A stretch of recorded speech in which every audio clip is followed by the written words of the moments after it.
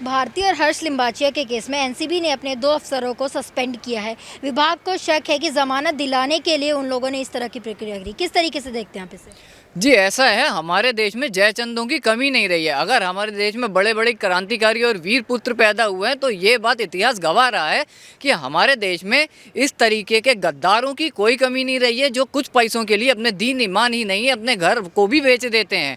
ये उन जय चंदों में से कुछ लोग होते हैं जो कुछ पैसों के लिए शायद अपने घर की लक्ष्मी तक का भी सौदा कर लें।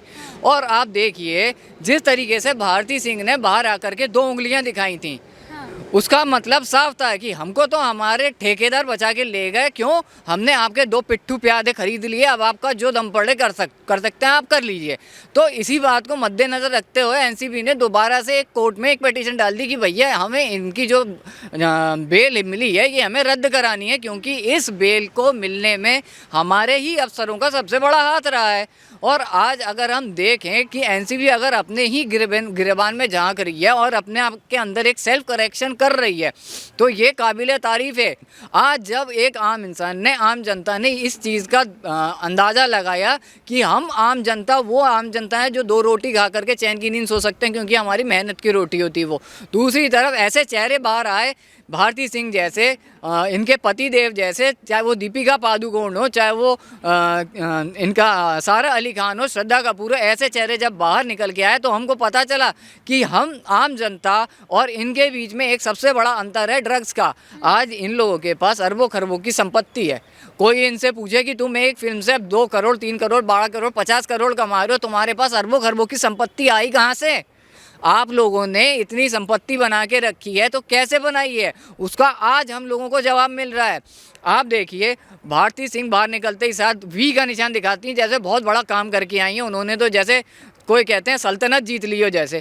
अरे भैया, अंदर से तुम बाहर आ रहे हो, तुम्हारे ऊपर एनडीपीएस एक्ट के अंडर कानून लगे हुए हैं, तुम्हारे ऊपर धाराएं लगी हुई हैं, तुमको उस चीज़ के लिए शर्म नहीं आती।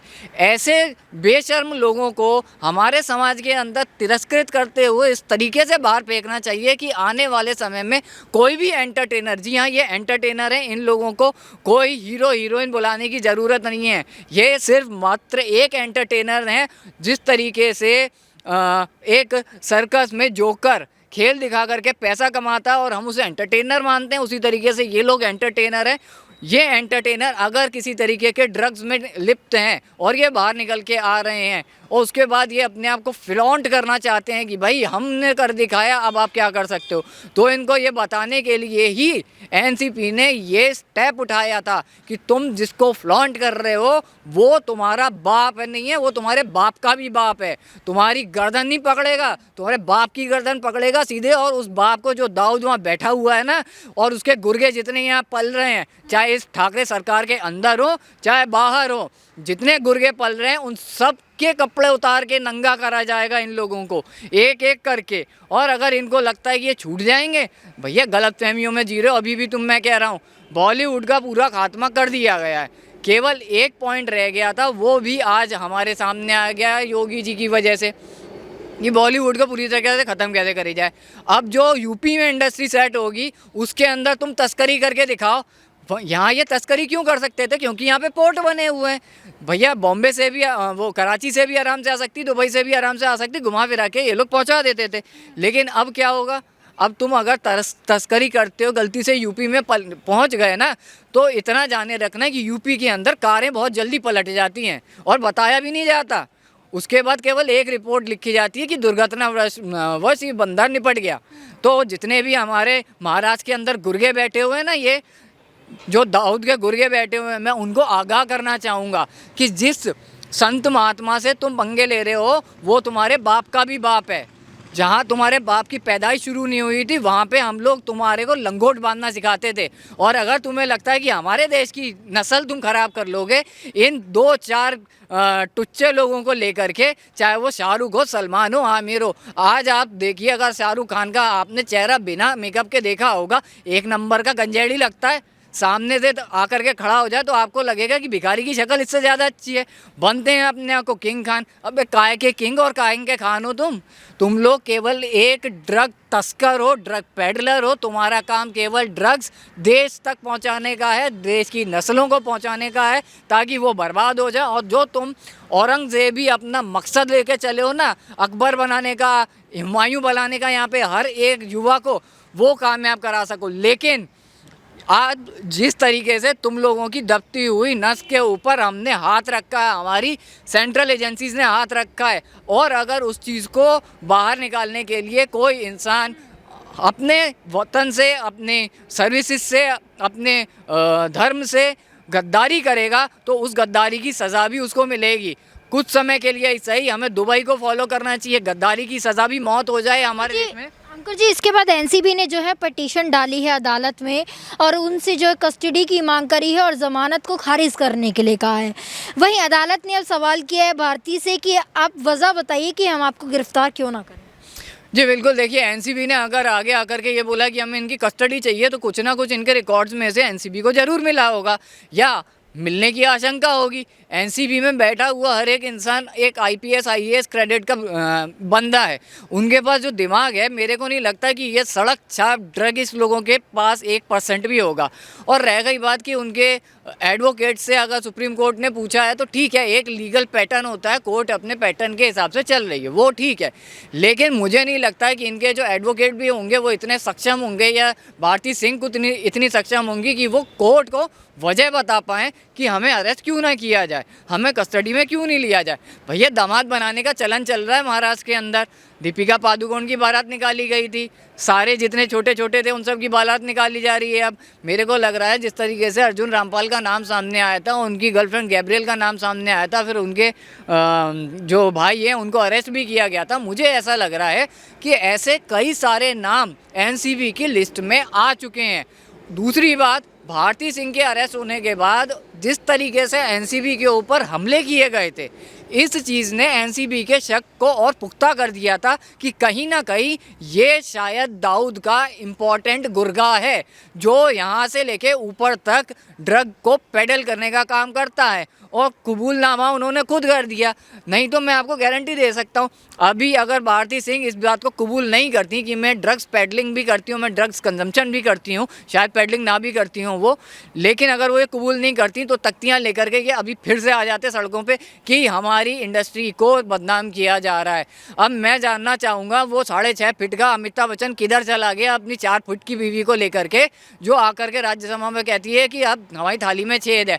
आज एनसीबी ताल ठोक के, सीना ठोक के तुम्हारे मुंह पे कह रही है कि तुम्हारे ये गुर्गे दोबारा से अरेस्ट होंगे, तुम्हारी औकात है तो बचा लो। अब तुम एक बात बताओ, जब दाऊद इब्राहिम का नाम इन्वॉल्व होना शुरू हुआ था स्टार्टिंग में, तो हर एक इंसान को ये बात पता थी कि ड्रग्स इंडस्ट्री बॉलीवुड में सबसे ज़्यादा पलने फूलने वाली इंडस्ट्री है।